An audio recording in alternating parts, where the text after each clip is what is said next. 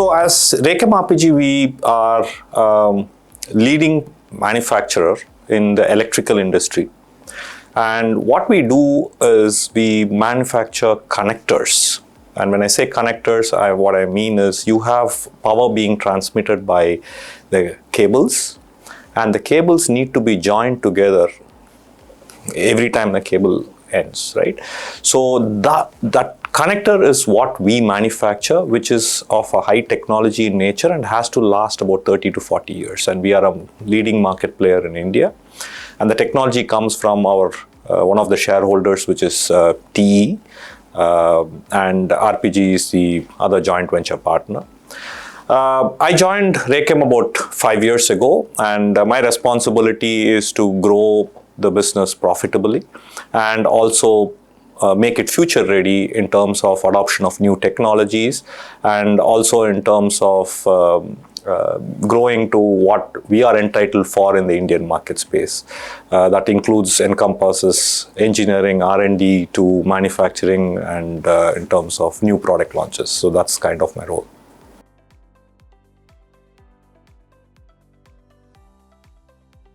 The way we look at it is we are in a very, very competitive space in the electrical industry. And largely in the energy sector, if you look at it in India, it's growing at about 10% year over year. And for us to continue being a market leader means that we have to stay relevant. And our relevance is in the form of, let's say, the products that we manufacture, the services that we offer. And for me, that relevance means that we have to be continuously on the innovation cycle. Okay, so innovation is, for all practical purposes, is weaved into the way we do business. And the way we drive innovation is pretty simple. It is kind of part of our culture in terms of how we go about it. And we've developed a kind of a framework. It's a very simple framework, the why, what, and how framework. First of all, when we look at innovation, we kind of say, why are we doing it? Are we trying to reduce the cost of a product? Are we trying to better the service? Or are we trying to make it a lot more efficient? So define the why is extremely important. Most companies get that done well. Then comes the what. What are we going to do about it to make sure that we get the why? So it could be in the form of, let's say, engineering innovation. It could be in the form of a commercial innovation. It could be in the form of a marketing innovation in the sense that can we take the product faster to the market? Can we change the way we go to the market and stuff like that? Once these two things are well defined, it's like sharpening the knife. Then comes the how. So the most difficult piece is the how, which is involving the people. And when it comes to touching people's lives, it is all about change management. So we go the extra mile to kind of help them understand the why and the what of the innovation. And once it sinks in as to why we are doing it and what we are doing, then people kind of embrace the change and help us drive the innovation. So it's largely about change management. We've kind of made it a second thing at RRL in terms of our Raychem RPG in terms of driving innovation. And we've been reasonably successful in the way we've gone about it in the last about 5 to 10 years.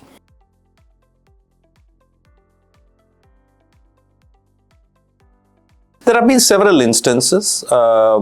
Something that I can think of is we had one of these product lines where it was a very high technology product. The challenge was it took us a lot of time to manufacture, and which wasn't meeting the customer's needs, right, in terms of the delivery cycle and the need in the market. Something that we did was, there was a brilliant idea which came about from somebody who was working on the product line. 9 out of 10 times innovation is considered to be a headquarter effort. It is not. It is actually happens in the grassroots levels. It so happened that we had a conversation with this person, not in this aspect, but in when I was visiting the plant, which is when this person came and said, why don't we do it this way? You will be able to cut the cycle time by about 25%, right? And when we implemented that, not only did we able to reduce the cost of manufacturing, but we also were able to cut the lead times, which kind of doubled our business in the marketplace. It's such a small thing to do, but it had a profound impact in the financials of our organization.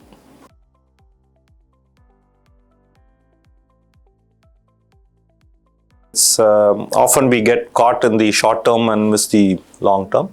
So we kind of have a guideline in terms of how much we spend. In terms of long-term engineering or R&D, we kind of have a guideline of spending about 3 to 4% of our net sales. And we are committed to it. Whatever we spend on that is kind of monitored to see if it is creating an impact. And once the impact is created, which I would call it as commercialization, we then monitor and measure how is it working in terms of our assumptions made for the 3 years of commercialization. So that's the kind of framework that we have built. But at the same time, innovation is more like quick experiments that we do. So we cut the bureaucracy when it comes to doing innovation, because we need people to be entrepreneurial, try new things. Sometimes failures are okay. It's okay to fail, but fail fast is the principle when it comes to innovation. And there we have having a guideline of about 0.5% of our net sales to be fooling around money. So we give it to people. We say, why don't you go and try it? And be a little bit more entrepreneurial, try new things and come back. There have been instances where things have not been successful, but there have been many more instances where we've been a lot more successful than we thought. So we kind of have a metric around how do we measure the short term versus long term, but largely there's no recipe beyond this.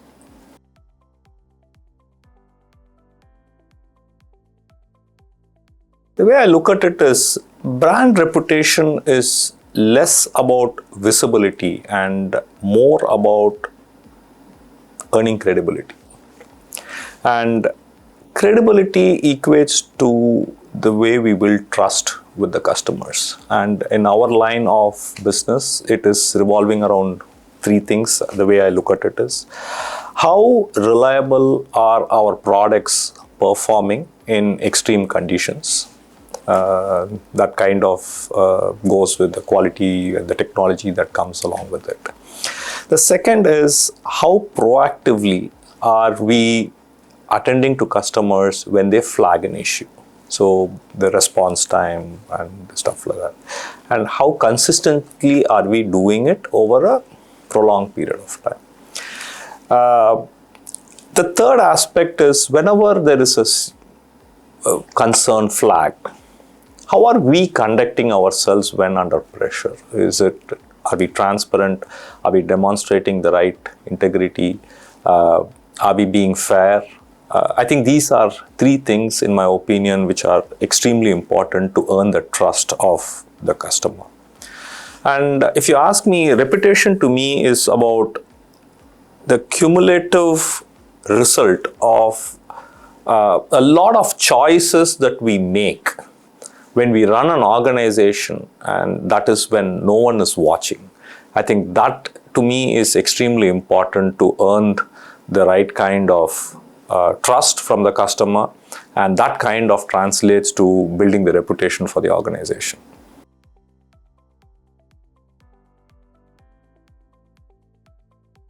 I think in terms of managing today's communication, it has radically evolved. And I'll tell you why. I mean, the world we live in is very different from the world we are used to about 10, 15, 20 years ago. It's a lot more interconnected world. There was a time where you could package a communication and articulate it. But today, being in a real-time world, the news or the information travels much faster than our evolvement in terms of being able to package it.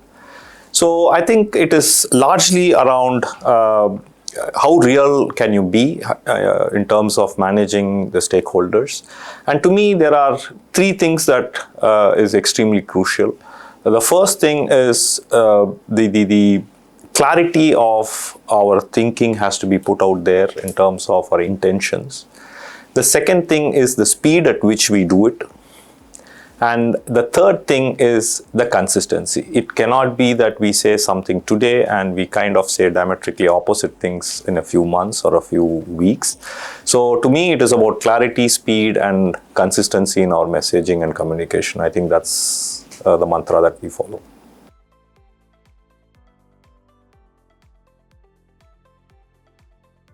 The world we live in today is very, very dynamic. As you can see, there was a time in our career lives where we could do a 5-year strategy exercise and stick to it. Today, we will have to develop a 5-year strategy exercise and relook or revisit the same strategy every 6 months. Earlier, we used to revisit it once a year. Today, we are doing it twice a year. But we are entering a phase where I think we will have to do it every quarter and do the necessary course correction. The second aspect is from a supply chain perspective. For donkey's years, we've been sourcing it from the same vendors, same geographies, same sectors and stuff like that. But now is a time where we have to have diverse vendors, diverse geographies, and also factor in the logistics has become a lot more expensive. So how do we kind of look at all of this and kind of redevelop our entire supply chain metrics? It's gotten a lot more complex, but the way we look at it is we kind of build scenarios and then kind of look at what are the risks associated with it, and not be in a reactive mode, but be more in a proactive mode, where if we know if these things are not working, what is the plan B and plan C? So we've kind of developed that over a period of time.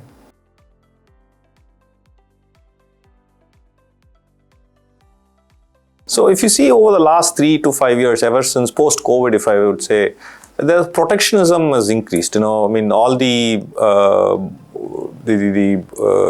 globalization is kind of gotten into every country is saying manufacture it locally, provide more jobs locally, and cater to the market within.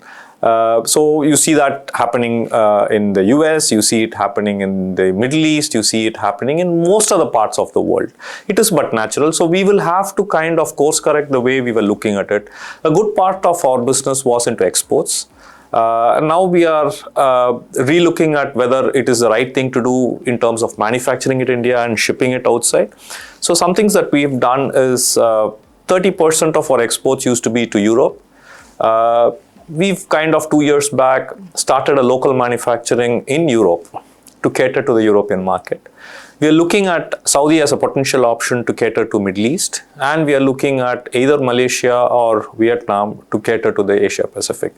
So we are getting a lot more diverse in terms of our manufacturing geography, because that's what the world needs, and we are also becoming, to a reasonable extent, multinational company, in terms of having our headquarters in India, but kind of operating in multiple geographies. But yeah, it is getting complex. It's not easy, but we have to scale up.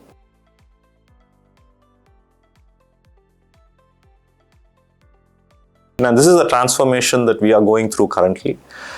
This company has been in existence for about, let's say, 3 decades, right? So we are a company which is built on experience and instinct. Not so much on data. So the first thing that we did was we said we have to upgrade our ERP structure to kind of gather the right kind of data. And that's something that we did about a few years back.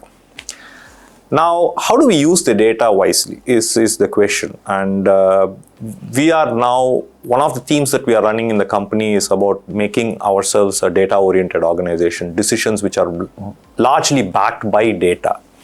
But at the same time, we need to maintain the right balance so that we don't get into a paralysis mode because of data. So there has to be a healthy balance between data and instinct. So that's the kind of cultural transformation that is happening. In terms of AI, we are using a few AI tools to kind of mine for certain data. We have a universe of data available, but how do you mine relevant data? How do you kind of look at the right insights? So we have a few tools that we've put in place. We are implementing what we call it as a data lake from where we can mine for these data. So all these are efforts in the right direction. Not that alone, in terms of using some of these Ray bots for some of these monotonous tasks in terms of managing customer complaints, customer interactions is being developed as well. So to a reasonable extent, I think still initial days, but we are on the curve of making ourselves a lot more digital organization, if I would say.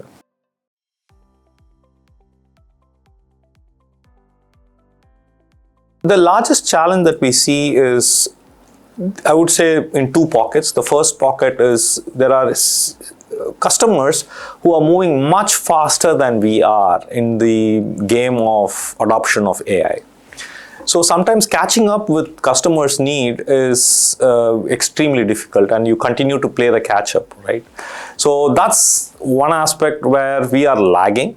And the second aspect is you have a set of stakeholders, which includes customers, who are reluctant to change or adopt AI.